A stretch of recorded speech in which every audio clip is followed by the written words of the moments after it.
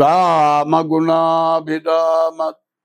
రఘురామ పరాక్రమ భీమ జానకీ రామ దురంత దుర్భర విరామ నిష్కామయటనుచు భక్తి మనసా గురుపాదములాశ్రయింపుమ ముదమున పారిజాత తరుమూలమునందు అతి సూక్ష్మ రూపుడై హృది రఘువీరునామమును ఎప్పుడు జపించుచు రామభక్తులను వదలక బ్రోచుచుండు గన్వాయుతనోదుని ధీతిరాజుని అదనుదలనుచి భక్తి కుమతి గురుపాదములాశ్రయింపుమా చిత్తశుద్ధిగా నీకు సేవ చేసెదగాని పునమిలో జనుల మెప్పులకు గాదు జన్మ పావనతకై స్మరణ చేసెదగాని సాటివారిలో ప్రతిష్టలకు గాదు ముక్తి కోసరమునే మ్రొక్కి వేడెదగాని దండి భాగ్యము నిమిత్తంబు గాదు మిమ్ము పొగడను విద్యనే అచ్యుతనే గాని కుక్షి నిండెడి కూటి కొరకు గాదు పారమార్థికమునకునే పాటుబడితి కీర్తికినపేక్షబడలేదు కృష్ణవర్ణ భూషణ వికాస శ్రీధర్మపుర నివాస దుష్ట సంహార నరసింహదురిత దూర. తెల్లవారి నిద్ర లేచిన తర్వాత రాత్రిపూట తిన్నాం పడుకున్నాం, తెల్లవారు ఏదైనా పని చేయాలనుకోండి, ఏదో ఒకటి కడుపులోకి ఆహారం కావాలా, అది లేకుండా తెల్లవారు ఎక్కడికైనా వెళ్తామా, ఏమైనా పని చేస్తామా, చేయలేము. అది ఎంత అవసరమో ఇప్పుడు నేను చెప్పబోయేది అంత అవసరం. ఎందుకంటే జ్యోతిష్యం అనే పేరుతో ఇవన్నీ చెబుతున్నాను అని అనుకోవద్దు.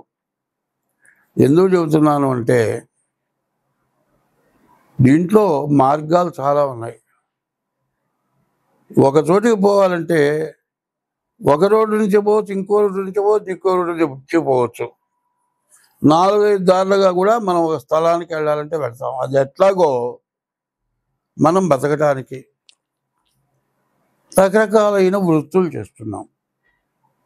అట్లాగే ఎంత వృత్తి చేసినా, ఎంత సంపాదించినా చాలా ఇబ్బంది పడేవాళ్ళు చాలామంది ఉన్నారు. పూర్తిగా నెల రోజులు కడుపు నిండా ఆహారం తినడానికి కుదరక లేక ఇబ్బంది పడేవాళ్ళు కొంతమంది. బాగా సంపాదించి అన్ని విధాల ఉండి పొద్దున కాదు రాత్రిపూట కూడా చాకరీ చేయాల్సి వస్తుంది. విపరీతమైన డబ్బు ఆదాయం పెరిగిన కొద్ది చాకరీ. మరి ఏమిటంటే నీ దగ్గర ఉండే వర్కర్లు, శాస్త్రం ఉంటుంది, ఇంట్లో వాడు తిన్నట్లు చేసేవాడు, ఇంట్లో వాడు చేసినట్లు చేసేవాడు, బయటవాడు తిన్నట్టు తినేవాళ్ళు ఉండట. బయటవాడు తినడానికి వరకు వస్తారు కానీ చేయడానికి పనికిరాదు. నువ్వు చెప్పినంత వరకే చేస్తారు, మిగతావన్నీ కూడా నువ్వు చేసుకోవాల్సి వస్తుంది. దానివల్ల వృత్తిరీత్యా 24 గంటలు పనిచేయాల్సి వస్తుంది. ఇంటికి పోవటానికి కుదరదు. ఇంటికి పోయినా కూడా పెళ్ళాంతో మాట్లాడటానికి కుదరదు, తల్లిదండ్రులను చూడటానికి కుదరదు. వాళ్ళకి విరక్తి, ఎందుకు వీడు సంపాదిస్తున్నాడు, మా మొహం చుట్టలేదు, తెచ్చి అక్కడ పడేస్తాడు, తింటం తప్పితే మాకేం పని లేదు. ఇక పెళ్ళాం అనుకుంటుంది, ఎందుకు ఈ మొగుడు నాకు అనుకుంటుంది. తల్లిదండ్రులు అనుకుంటారు, కనీసం నాన్న అన్నం తిన్నావా అని అడిగే తండ్రి లేడనుకుంటాడు. పిల్లలు ఉన్నారు, కాలేజీ ఫీజు కడతావు, వాళ్ళ దారిలో వాళ్ళు వెళుతున్నారో లేదో ఎగ్గొట్టి తిరుగుతున్నారు, నువ్వు చూడవు, వాళ్ళు సక్రమంగా ఉండరు. మరి వచ్చిన సంపాదన విపరీతమైన డబ్బు ఏం చేసుకోను? వచ్చిన డబ్బులు చాకరీ చేస్తున్నావు. నీ పిల్లలేమన్నా సంతోషపడుతుందా? నీ పిల్లలు ఏమన్నా సంతోషపడుతున్నారా? మరి నీకేమన్నా విశ్రాంతి ఉందా? లేదు. డబ్బు మాత్రం బాగా ఉంది. తినడానికి తిండి లేని వాడు అనుకుంటాడు, అబ్బా ఆయన తెగ సంపాదిస్తున్నాడు రా, అబ్బా ఎంత విపరీతంగా ఉందిరా, కనీసం మనతో మాట్లాడు, వాడికి గర్వం అనుకుంటారు. వాడి బాధ వాడికి తెలుసు, వీడి బాధ తింటానే లేక వీడి బాధ వీడికి తెలుసు. సరే, ఇంత చేస్తే బాగా సంపాదిస్తే కాస్త పిల్లలు వస్తారు, పిల్లలు వస్తే వాళ్ళు కాస్త అండవుతారు, గుమస్తాలతో పని లేకుండా జరుగుతుంది అనుకొని చాకరీ చేసిన తర్వాత పిల్లలు వచ్చి వాళ్ళు దేనికో దానికి బానిస అవుతారు, దుర్వ్యసనాలుగా బానిస అవుతారు. దీంతో వీడికి వయస్సు పెరుగుతుంది, వృద్ధాప్యం వస్తుంది. మరి ఈ పిల్లలు తండ్రి సంపాదించిన మొత్తం నాశనం చేస్తారు. పైన తండ్రికి అన్నం పెట్టరు, కొట్టి తిట్టి వెళ్ళగొడతారు. ఇక దీంతో పాటు వీడికి వ్యాధి, షుగరో, బీపీనో, హార్ట్ అటాకో, మరి గ్యాసో, ఏదో రకరకాల వ్యాధులు వీడి తయారవుతాయి. వీడు అనుకుంటాడు, ఇంత కష్టపడ్డాను, చిన్నప్పుడు నాకు తినటానికి తిండి లేదు, మా అమ్మ వాళ్ళు కూడా ఏదో వ్యవసాయం చేస్తే గంజి దాగి బతికా, ఎట్లాగో కష్టపడ్డా, ఏదో వ్యాపారం చేశా, దాని మీద దారి దొరికింది, బాగా సంపాదించా, కోట్లు సంపాదించా, కానీ గుమస్తాల మీద ఆధారపడ్డా, వాళ్ళు సరిగ్గా చేయకపోతే చేసే వ్యాపారం పోతుందేమోనని 24 గంటలు కష్టపడ్డా. ఇంట్లో పెళ్ళాంకి తృప్తి లేదు, తల్లిదండ్రులకు తృప్తి లేదు, పిల్లలకు తృప్తి లేదు. పోనీ 4 పిల్లల్లో ఒక్కడు బాగా చదువుకొని నా దగ్గరికి వచ్చాడు, వాడు పనిచేస్తున్నాడు, నాకు విశ్రాంతి దొరుకుతుంది అంటే వాడేం చేస్తున్నాడు, చేసే పని కాక ఒక తాగుడో జూదమో ఒక అమ్మాయినో మరి వాడు వాడు ఖర్చు పెడుతున్నాడు. తీరా వీడేమనుకుంటున్నాడు, ఇంత సంపాదించాడు కదా, వీడికి బుద్ధి లేదు, ఆఫీసులో పనిచేసే దాంతో తిరుగుతున్నాడు వీడు, దాన్ని దోచి పెడుతున్నాడు. పోనీ ఇది కాదండి, తాగుతున్నాడు, వీడి ఆరోగ్యం పాడైపోతుంది, ఏ కిడ్నీ పోతుంది అంటున్నారు డాక్టర్లు, వీడు వెంటలేదు. ఇట్లా ఆలోచిస్తాడు. ఇట్లా ఆలోచించి వీడికి అనారోగ్యం పెరుగుతుంది. ఈ అనారోగ్యంతో ఏమిటి, అయ్యో ఇంత సంపాదించానే, చిన్నప్పుడు తినటానికి తిండి లేదే, ఇవాళ సొట్లశోభితంగా తినటానికి అవకాశం ఉందే, చాకిరి చేసినంతకాలం తినటానికి ఖాళీ దొరక్క నానా అవస్థపడి చేశాను, తిండి కూడా మర్చిపోయినాను, ఈ కాస్త అయిపోయిన తర్వాత తిందాం, ఈ కాస్త అయిపోయిన తర్వాత తిందాం అనుకొని పొద్దున్న లేచిన రగాయతో రాత్రి దాకా తిండి తినకుండా చాకరీ చేసి అప్పుడు తినకపోతే కడుపులో పోలేదు.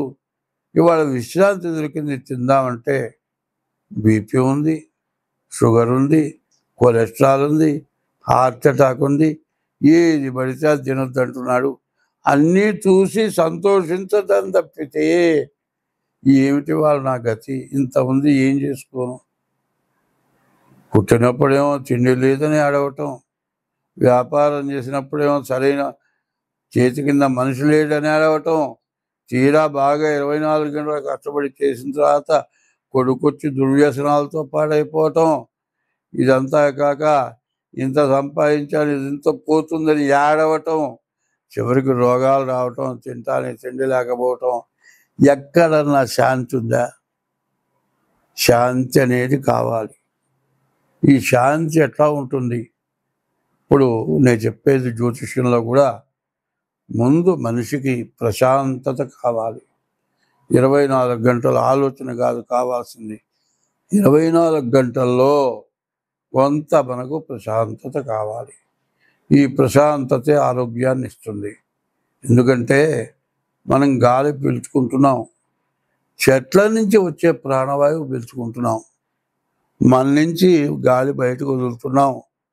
మనతోటి పాటు పుట్టిన వాటికి మన శ్వాస వాటికి వికటిస్తుంది, బొగ్గు పులుసు వాయువు వాడికి పడదు. మనం వదిలిన శ్వాస చెట్టుకు పనికొస్తుంది. ప్రాణవాయువేమో దాని నుంచి వచ్చిన ప్రాణవాయువు మనకు పనికొస్తుంది. మన నుంచి వచ్చి వదిలినటువంటి బొగ్గు పులుసు వాయువు ఆ చెట్లకు ఉపయోగపడుతుంది. కానీ మనలో మనం మనిషికి మనిషి ఏమన్నా ఉపయోగపడుతున్నారా? లేదు. జీవితం ఏమిటి? బాల్యం, యవ్వనం, కౌమారం, వార్ధక్యం. ఇంత జన్మ ఎత్తిన తర్వాత ఎక్కడ, ఎప్పటికీ, ఏ రోజుకి ప్రశాంతత, మనస్సుకు తృప్తి, ఆనందం కలుగుతుందా? లేదు. లేక మా బోటి వారు జ్యోతిష్యం అడుగుతున్నారు. జ్యోతిష్యం చెబుతున్నా, జ్యోతిష్యం డబ్బుల కోసం చెప్పేటట్లయితే రెండో ఇట్లాంటి విషయాలు ఏమీ చెప్పవలసిన అవసరం నాకు లేదు. నాకు డబ్బులే ముఖ్యం అనుకుంటే డబ్బులు వచ్చే మార్గంగా జ్యోతిష్యం చెప్పచ్చు. జ్యోతిష్యంతో పాటు, జ్యోతిష్యం అనే పదానికి అర్థం ఏంటంటే చీకట్లో ఒక వెలుగు, అగ్గిపుల్ల వెలుగు ఉంటే కనపడి ముందుకు అడిగేస్తాం. అట్లా జరిగింది, జరుగుతున్నది, జరగబోయేది, మరి 3 కాలాలది చెప్పగలిగింది జ్యోతిష్యం. హస్త సాముద్రికం, హస్తం చేతులు రేఖలు ఉన్నాయి, మరి చేపలు ఉన్నాయి, గద్దలు ఉన్నాయి, సముద్రంలో ఉండే సర్పాలు ఉన్నాయి. ఇవన్నీ కూడా చేతి రేఖల్లో ఉంటున్నాయి. దీన్ని సముద్రంలో మనకు 84 లక్షల జీవరాశులు, భూమి లోపల 21 లక్షలు, భూమి పైన 21 లక్షలు, ఆకాశంలో 21 లక్షలు, సముద్రంలో 21 లక్షలు, మొత్తం 84 లక్షల జీవరాశులు. మరి సముద్రంలో ఉన్న 21 లక్షల జీవరాశులు భూమి లోపల, భూమి పైన, ఆకాశంలో, సముద్రంలో, ఈ 4 ఉండే జీవరాశులు సముద్రంలో ఉన్నాయి. ఇవి సముద్రంలో తిరుగుతున్నాయి. అయితే ఈ హస్త సాముద్రిక, చేతి ద్వారా చెప్పే జ్యోతిష్యం సాముద్రికం అన్నారు. సాముద్రికం అంటే సముద్రం యువతల ఒడ్డు నుంచుంటే అవతల ఒడ్డు కనపడదు. సముద్రమే కనపడదు కాదు, సముద్రం లోపల ఉండే జీవరాశులన్నీ కూడా మనం చూడలేదు, చూడబోము, కనపడవు. అన్ని రకాల జీవరాశులు మన కంటపట్టలే. అవన్నీ కూడా ఈ హస్త సాముద్రికలో ఇచ్చారు. మరి జ్యోతిష్యం అంటే అంతా చెప్పగలిగిన వాడు లేడు. అట్లాగే సాముద్రికం అంటే సముద్రంలో ఉన్నవన్నీ చూచి అట్లా చెప్పలేడో, ఈ సాముద్రికం ద్వారా కూడా అంతా చెప్పగలవాడు లేడు అని అనాలి. అంటే అంతా నాకు వచ్చు అనకూడదు. అంతా నాకు వచ్చు అనుకుంటే ఇక వాడు శాంతం ఎవరికి ఏమీ చెప్పలేడు. అటువంటివి బాధలు కలుగుతున్నాయి. ఇటువంటి వాటితో పాటు కొన్ని ముఖ్యమైనవి నేను చెబుతున్నా. అది ఏమిటో ఇప్పుడు ఒక్కసారి వివరిస్తా. ఇది నీవు పడే బాధల వరకే ఇప్పుడు చెప్పా. ఇక జరుగుతున్నవి చెబుతున్నా. ఆకాశం నుంచి సూర్యకిరణాలు వస్తున్నాయి. సూర్యకిరణాల ద్వారా భూమిలో ఉన్న నీరుని సూర్యకిరణాలు గుంజుకున్నాయి. ఎండాకాలం అయిపోయిన తర్వాత వర్షాకాలం వస్తుంది. ఆ నీరుని గుంజుకున్న నీరు మొత్తం భూమిలోకి వస్తుంది. ఈ భూమి ద్వారా పంట పండుతుంది. రెండే 2 ముఖ్యమైనవి ఏమిటి? ఒకటి ఆకాశం, 2 భూమి. భూమి ఏమో భూదేవత తల్లి. తండ్రి ఎవరు? సూర్య భగవానుడు. ఈ సూర్య భగవానుడు ప్రపంచ దేశాల మొత్తంలో కూడా కనపడే సూర్య భగవానుడు ఒక్కడే. ప్రపంచ దేశాల మొత్తంలో కనపడేది భూమి ఒక్కటే. ఈ 2 ముఖ్యమైనవి. అయితే వీటి మధ్యలో జలం వస్తుంది. ఈ జలం అంటే నీరు. ఈ నీటి వల్ల మరి అమర్నాథ్, ఋషికేశ్, మరి హరిద్వార్, మరి అన్ని ప్రపంచం మొత్తం విపరీతమైన వరదల వల్ల చాలా బాధలు కలిగినాయి. అనేక రకాలైన సూక్ష్మజీవులు తయారైనాయి. రకరకాలైన వ్యాధులు వస్తున్నాయి. అందరం బాధలు పడుతున్నాం. మరి తింటే పర్వాలేదు, సంపాదించే డబ్బులు రోగాలకు పెట్టడం మొదలు పెడితే నీవు 10 సంవత్సరాలు కాదు 50 సంవత్సరాలు సంపాదించిన డబ్బు పెట్టినా రోగం తగ్గే లోపల డబ్బులు అయిపోతాయి. రోగం తగ్గుతుందో తెలియదు, తగ్గదో తెలియదు. ఇట్లాంటి సమస్యలతో మనం బాధపడుతూ ఉన్నాం. ఎందుకు బాధపడుతూ ఉన్నాం? మనం చేసిన పాపం వల్ల బాధపడుతున్నాం. ఆశకి మితం లేదు. ఎంత సంపాదించినా ఇంకా కావాలి. తృప్తించెందని మనుజుడు సప్తద్వీపములైన చక్కనిబడుని అని తృప్తి లేని వాడు ఈ విధంగా బాధపడుతూ ఉన్నాడు. కాబట్టి మనం ఏం చెయ్యాలి అనేది ప్రతి వాళ్ళకి అవసరం. ఇది ఎట్లా?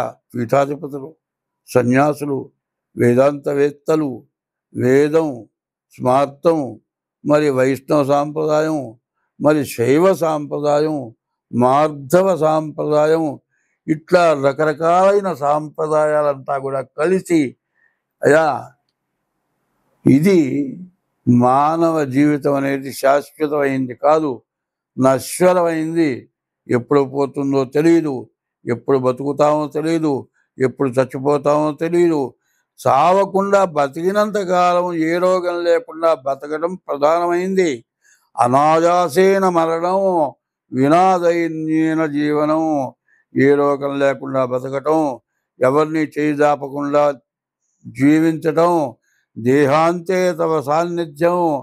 ఈ దేహాన్ని విడిచిన తర్వాత భగవంతుల్లో ఐక్యం కావటం, ఈ మూడే. మరి ఇది జరగాల్సిన పరిస్థితి రావాలి అంటే అందరం చేయవలసిన పని ఏమిటి? అది ముఖ్యంగా కావాలి.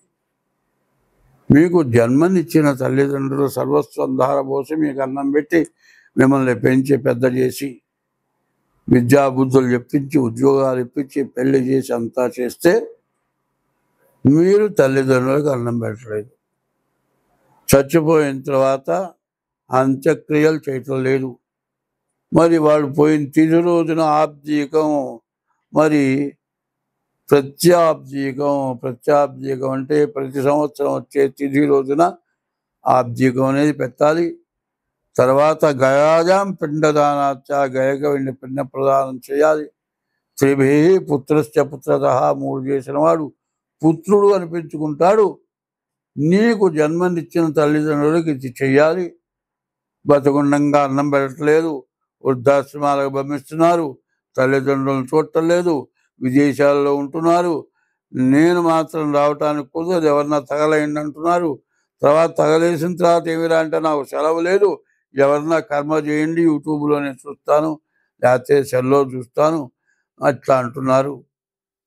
ఇది నువ్వు చేసే పని ఏమిటి? కొంచెం ఇంకిత జ్ఞానంగా ఆలోచించాలి. ప్రతి జీవరాశి కూడా 84 లక్షల రకాల జీవరాశులు ఉన్నాయి. చీమ దగ్గర నుంచి దోమ దాకా కూడా. ఒక జీవరాశికి కష్టం వస్తే, ప్రాణాపాయం వస్తే ఇంకొక జీవరాశి సంరక్షణ చేస్తుంది.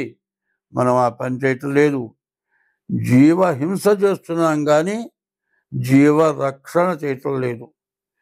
జీవరక్షణ సంగతి ఎట్టా ఉంచు, జన్మనిచ్చిన తల్లిదండ్రులను చూడటం లేదు, కనీసం ఇష్టదైవాన్ని పూజించటం లేదు. దీనివల్ల మనకు మహాపాపం చుట్టుకొని ఇట్లాంటి ప్రకృతి సిద్ధమైన ఇబ్బందులు, బాధలు కలుగుతున్నాయి. కాబట్టి ఇప్పుడు మనం ఏం చేయాలి? 24వ తారీఖు వరకు మహాళయ పక్షాలు. ఈ మహాళయ పక్షాల్లో పితృదేవతలకు తర్పణ చేయాలి. తర్పణ చేసిన తర్వాత దంజం ముడివిప్పదీసి నీళ్లలో ముంచి ఆ దంజం ముడి కింద నేల మీద పిండుతారు.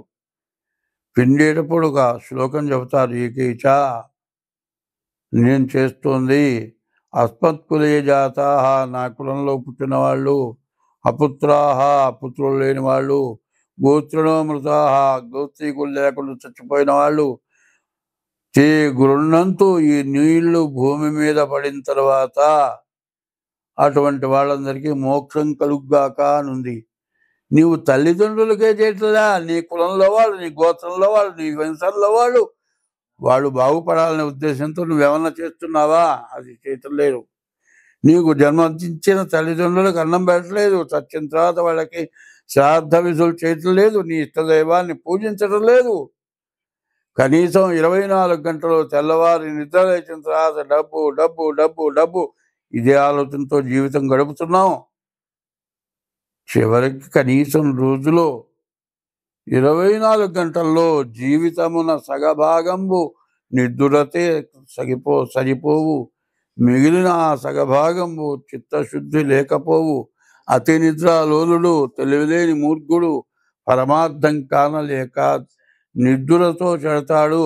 24 గంటలు ఏదో కావాలి, కామం, కాంక్ష, కోరిక, డబ్బు కోరిక, పరస్త్రీ వ్యామోహం, మరి ఇట్లాంటి దురభ్యాసాలతోటి నాశనమైపోతూ దేశాన్ని నాశనం చేస్తున్నాం. కాబట్టి ముందు ఈ నెలలో పితృదేవతలకు పిండ ప్రదానం చేయండి. 2, రోజు నువ్వు పుట్టిన తర్వాత నీ తల్లి నీవు కనపడితే ఎక్కడికన్నా వెళితే వెతుక్కొచ్చన్న అన్నం పెడుతుంది. కాదు, నువ్వు ఇంటికి వస్తే నాన్న అన్నం తిందా అన్నం పెడుతుంది. అట్లా పెట్టేవాళ్ళు ఎవ్వరు లేరు తల్లి తప్పితే. ఈ తల్లి అన్నం పెట్టాలంటే మనకి ఇంట్లో అన్నీ కావాలి. అన్నీ ఉంటేనే ఆమె ఉండి అన్నం పెడుతుంది. ఏమి లేకపోతే ఆమె పెట్టలేదు. ఆమె అన్నం పెట్టడానికి కావాల్సినవన్నీ ఎక్కడి నుంచి వస్తున్నాయి? భూదేవత భూమిలో నుంచి వస్తుంది. నీరు దగ్గర నుంచి ఉప్పు దాకా సమస్తం మధ్యలో ఉండే వస్తువులు మొత్తం భూదేవత. ఆమె ప్రధానమైన తల్లి. నీకు జన్మనిచ్చిన తల్లి అయితే భూదేవత నీకు ప్రధానమైన తల్లి. ఆ తల్లిని పూజించటం లేదు. భూదేవతను పూజించాలి. విష్ణుమూర్తి యొక్క భార్య భూదేవత. మరి ఈశ్వరుడు యొక్క భార్య గంగ. ఆయన శిరస్సున గంగ ఉంది. విష్ణుమూర్తి యొక్క భార్య భూదేవత. ఇద్దరిని పూజించక మనం అన్నిందాలా భ్రష్టపడుతున్నాం. కాబట్టి 24వ తారీఖు వరకు కూడా, అమావాస్య వరకు 23 వరకు మహాళయ పక్షాలు పితృదేవతల పితృశ్రాద్ధాలు చేయాలి. 24 నుంచి మరి సెప్టెంబర్ 24 నుంచి అక్టోబర్ 2వ తారీఖు వరకు కూడా దసరా నవరాత్రి ఉత్సవాలు. అమ్మవారు మరి దుర్గుణాలను పోగొట్టేది దుర్గా. ఆ అమ్మవారి పూజ చేయాలి. ఇట్లా చేస్తేనే ప్రతి ఒక్కరూ కూడా అమ్మవారిని పూజించాలి. అట్లా పూజించని పక్షంలో మనకి రేపు పుట్టగతులు లేవు. రేపు రాను రాను మనం చేసిన పాపం అంతా పెరిగిపోతుంది. ఒక విత్తనం వేస్తే చిన్న మొక్క వృక్షమై, వృక్షం పెరిగి పూలు పూసి కాయలు కాసి పంట పండింది. అట్లాగే మన పాపం అట్లా పండిపోతుంది. ఆ పాపాన్ని పండినచ్చి మనమంతా పాడైపోదామా, మనమందరం బతికి బాగుందామా అనే ఆలోచన కావాలి. అంటే ఎప్పుడు కూడా గురువు దగ్గరికి పోయి ఉపదేశం కావటం, నా గురుమంత్రం తీసుకున్నాను, ఫలానా గురువు గారు నాకు గొప్ప గురువు గారు, ఇవన్నీ చెప్పటం కాదు. గురువు దగ్గర నువ్వు ఉపదేశం పొందాలి, గురువు కావాలి. గురువు అనేది లేనిది ఏది లేదు. కానీ గురువు దగ్గరికి నీవు పోగలిగినటువంటి శక్తి నీకు రావాలి అంటే ఓం నమో భగవతే నారాయణాయ, ఓం నమ శివాయ, హరే రామ రామ రామ హరే హరే, హరే కృష్ణ కృష్ణ కృష్ణ హరే హరే. ఇట్లాంటి నామాలు నీకు ఇష్టమైన నామాన్ని రోజు కనీసం పొద్దురుపూట స్నానం చేసి 2 గంటలు చేయండి. ఇప్పుడు చెప్పిన మహాలయ పక్షాల్లో పితృదేవతల తరపున 4 పిండ ప్రదానాలు చేయండి. దసరా 10 రోజులు అమ్మవారి పూజ చేయండి. ఈ ఉన్నటువంటి పాపం కొంతైనా నశిస్తుంది. మొత్తం పోతుంది అని చెప్పటంలే, కొంతైనా నశించాలి.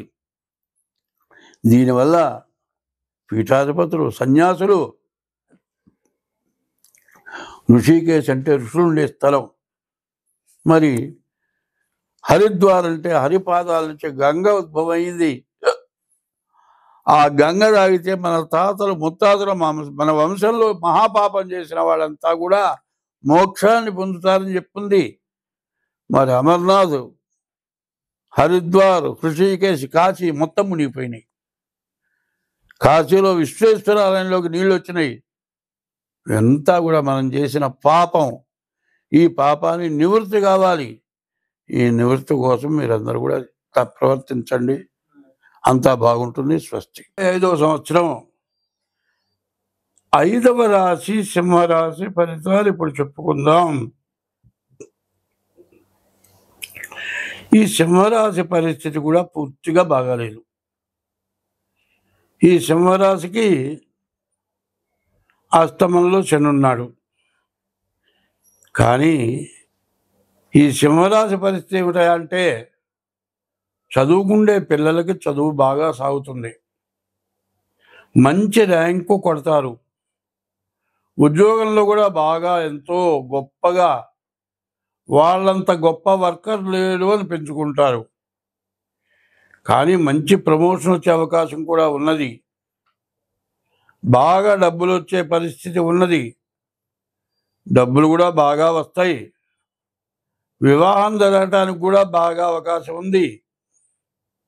అయితే ఇన్నిటినీ కూడా అధిగమించి చెడగొట్టే పరిస్థితి కూడా ఉంది. ఈ సింహలగ్నానికి అష్టమంలో శని వక్రించున్నాడు. ఈ శని వల్ల చాలా ఇబ్బందులు కష్టాలు ఎక్కువగా ఉండే లక్షణాలు కనబడుతున్నాయి. ఎట్లా ఉంటుందంటే, మేము చిన్నపిల్లలప్పుడు బాగా గద్దలు తిరిగేవి, ఇప్పుడు కాకులు కూడా లేకుండా పోయినాయి చాలా వరకు. గద్దలు బాగా తిరిగేవి, గద్దలు తిరిగితే మేము చిన్నపిల్లలప్పుడు పళ్ళల్లో పెట్టుకొని గారెలు బజ్జీలు పూలు బజ్జీలు ఇట్లాంటివి అమ్ముకుంటూ వచ్చేవాళ్ళు.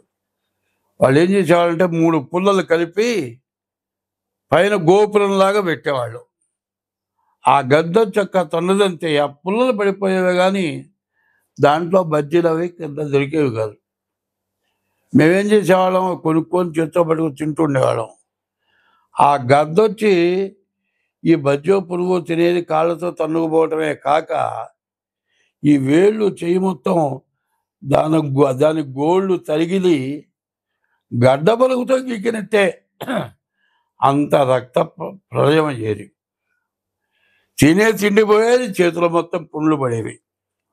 అంత ఘోరమైన పరిస్థితి ఈ రాశికి కనబడుతుంది. చూడరా, ఈ సింహరాశికి ఈ అష్టమంలో శని వల్ల చాలా బాధలు, విపరీతమైన బాధలు. అయితే ఈ సింహరాశికి కుంభంలో ఉన్నటువంటి చంద్రగ్రహణం సప్తమ స్థానం, భార్యకి కష్టాలు వస్తాయి, వచ్చే డబ్బులు మొత్తం ఖర్చు అయిపోతాయి, అనేక రకాలైన వ్యాధుల వల్ల ఇబ్బందులు కష్టాలు బాగా ఎక్కువగా ఉంటాయి. వీటి నుంచి బయటపడాలి. ఈ సింహరాశి పరిస్థితి చెప్పాలి అంటే 2 సంవత్సరాల 6 మాసాల వరకు వీళ్ళ పరిస్థితి ఏమిటో ఎవరని చెప్పే పరిస్థితి కనపట్టల్లా. ఎంత జాగ్రత్తగా ఉంటే అంత మంచిది.